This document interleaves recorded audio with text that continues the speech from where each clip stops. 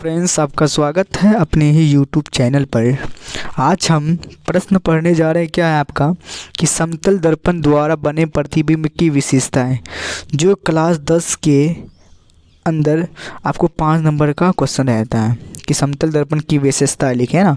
10 class में 5 number का question आता है। ये 5 नंबर का क्वेश्चन आता है, जो कि समतल दर्पण की विशेषता पूछता है ना, और इसका प्रतिबिंब द्वारा बने हुए समतल दर्पण की विशेषता पूछता है। चलिए हम एक एक करके पढ़ने जा रहे हैं। चलिए इसका उत्तर क्या है। समतल दर्पण में बने प्रतिबिंब की विशेषताएं निम्नलिखित है। निम्नलिखित मतलब नीचे लिखा हुआ है ना, निम्नलिखित है। चलिए फर्स्ट बोल रहे हैं, क्या बोल रहा फर्स्ट, प्रतिबिंब दर्पण के पीछे बनता है। प्रतिबिंब कहाँ बनता है? दर्पण के पीछे। चलिए हम समझने जा रहे हैं प्रतिबिंब कैसे दर्पण के पीछे बनता है, वो समतल दर्पण द्वारा। ये आपका समतल दर्पण हो गया, समतल दर्पण। ये आपका पॉलिश सतह, रुकिए एक मिनट, कुछ ज़्यादा बड़ा बनेगी। ये आपका पॉलिश सतह है ना। यहाँ से कोई हम वस्तु ले लेते हैं, वस्तु ओ ले लेते हैं। अब यहाँ से प्रकाश की किरण आएगी, यहाँ से जाएगी, फिर यहाँ से प्रकाश की किरण आएगी, यहाँ से जाएगी। अब देखिए, अब इसको अगर हम मिलाएंगे, हम पीछे मिलाएंगे, पीछे इसको अगर मिला दे, देखिए एक मिनट, टेढ़ा बन गया लाइन।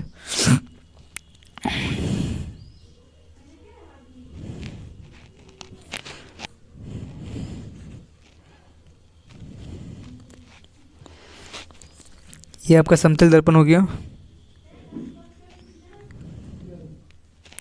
समतल दर्पण, यहाँ पे कोई ऑब्जेक्ट ओ हो गया। अब यहाँ पे प्रकाश किरण आएगी, यहाँ से प्रकाश की किरण जाएगी, फिर यहाँ से प्रकाश किरण आएगी, यहाँ से प्रकाश की किरण जाएगी। अब अगर हम इसको पीछे मिलाएं तो काल्पनिक रूप से मिलेगा, काल्पनिक रूप से मिलेगा, भी पीछे मिलेगा। देखो यहाँ मिला, इसका इमेज कहाँ बना? यहाँ पीछे बना, दर्पण के पीछे, है ना। समतल दर्पण द्वारा बना प्रतिबिंब कहाँ होता है? दर्पण के पीछे बनता है ना, जिसको काल्पनिक कहते हैं। देखिए दर्पण था आपका समतल दर्पण, तो इसके पीछे बना, तो इसलिए काल्पनिक भी होता है समतल दर्पण द्वारा बना प्रतिबिंब। और कहाँ बना? दर्पण के पीछे बना। तो यही आपका बोलने वाला है इसमें। आपका क्या बोल रहा है समतल दर्पण की विशेषता में? पहला नंबर कि समतल दर्पण द्वारा बना प्रतिबिंब कहाँ होता है? दर्पण के पीछे बनता। प्रतिबिंब का आकार वस्तु के आकार के बराबर होता है।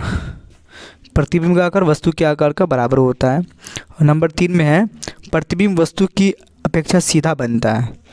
प्रतिबिंब वस्तु की अपेक्षा सीधा बनता है मतलब अगर ये इसका ये एक मिनट, अभी हम बताना चाह रहे हैं क्या। जैसे आपका समतल दर्पण हो गया, जैसे घर में समतल दर्पण ही यूज रहता है ना। अब देखिए, आप अगर आईना के सामने खड़ा हुए या दर्पण के सामने खड़ा हुए, आपका अगर सर इधर है ना, तो सर इधर है ना, ऊपर सर है ना, ये वाला ऊपर सर है, तो आपका प्रतिबिंब जब दर्पण के पीछे बनेगा तो आपका सर भी ऊपर ही रहने वाला है ना, सर पलटेगा नहीं। मतलब जिधर माथा रहेगा उधर ही आपका प्रतिबिंब बनने वाला है। ये देखिए, आपका माथा ऊपर था, यहाँ पे भी माथा ऊपर, इसीलिए यहाँ पे प्रतिबिंब कैसा बनता? सीधा बनता। समतल दर्पण द्वारा बना प्रतिबिंब सीधा होता। हो गया 3 नंबर। 4 नंबर में क्या कह रहा है? प्रतिबिंब पार्श्विक रूप से उल्टा होता। अब क्या होता है पार्श्विक रूप से? आप समझाना चाह रहे हैं यहाँ पे हम। ये आपका समतल दर्पण हो गया,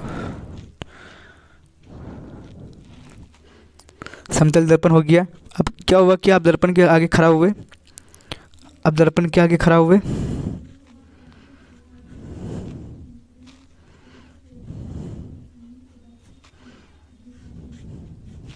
ये आप दर्पण के आगे खड़ा हुए। एक मिनट, इसको हम क्या करते हैं, थोड़ा सा अच्छा बनाते हैं दर्पण को,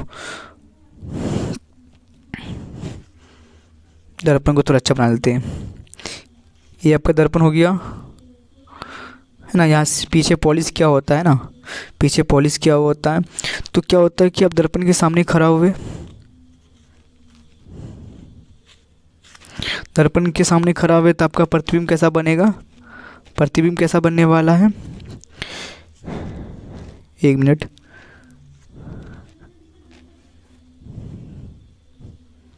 ये देखिए, मतलब यहाँ पे क्या होने वाला, पार्श्विक रूप से समझने का मतलब क्या है कि आप ये हाथ दिखाइएगा तो दर्पण में कैसा, ये आपका ये वाला, मतलब दायां हाथ बायां दिखाई जाता है और बायां हाथ दायां दिखाई जाता है, मतलब ये वाला हाथ आपको उल्टा दिखाई जाएगा प्रतिबिंब में, है ना। तो ये वाला हाथ आपका देखिए इधर होना चाहिए ये वाला हाथ, लेकिन आपका ये हाथ किधर आ गया, इधर आ गया। तो इसी को कहते हैं पार्श्विक रूप से उल्टा, मतलब दायां बायां हो जाता है और बायां दायां हो जाता है। क्या बोलना चाह रहा फिर 5 नंबर, प्रतिबिंब आभासी काल्पनिक होता है, मतलब जो प्रतिबिंब दर्पण के पीछे बनता है कैसा होता है, काल्पनिक होता है। कैसा होता है, काल्पनिक होता है। अब देखिए जैसे प्रतिबिंब दर्पण से उतना ही पीछे बनता है जितना वस्तु दर्पण से आगे होता है। ये यहाँ 6 नंबर क्या बोलना चाह रहा है, इसको नोट कर लीजिए दोस्तों, समझे। 1 नंबर, 2 नंबर, 3 नंबर और 4 नंबर, 5 नंबर, 6 नंबर नोट कर लीजिए इसको। अब चलिए यहाँ पे क्या बोलना चाह रहा है 6 नंबर। 6 नंबर एकदम ईजी है। क्या बोलना चाह रहा है 6 नंबर कि देखिए ये वाला आपका समतल दर्पण हो गया, ये आपका क्या हो गया, समतल दर्पण हो गया, आपका समतल दर्पण हो गया। तो समतल दर्पण में क्या बोलने का मतलब है कि यहाँ पे आपका ये मानो कोई वस्तु है, कोई इंसान ही खड़ा ले लेते हैं, खड़ा हो गया, ठीक। आप देखिए दर्पण के सामने आएगा, इसका प्रतिबिंब भी ऐसे दर्पण के पीछे बनेगा, दर्पण के पीछे बनेगा। तो क्या होने वाला कि जितना दूरी पे ये वस्तु खड़ा रहेगा, मानिए x दूरी पे, तो ये x दूरी पे ही प्रतिबिंब बनने वाला है ना।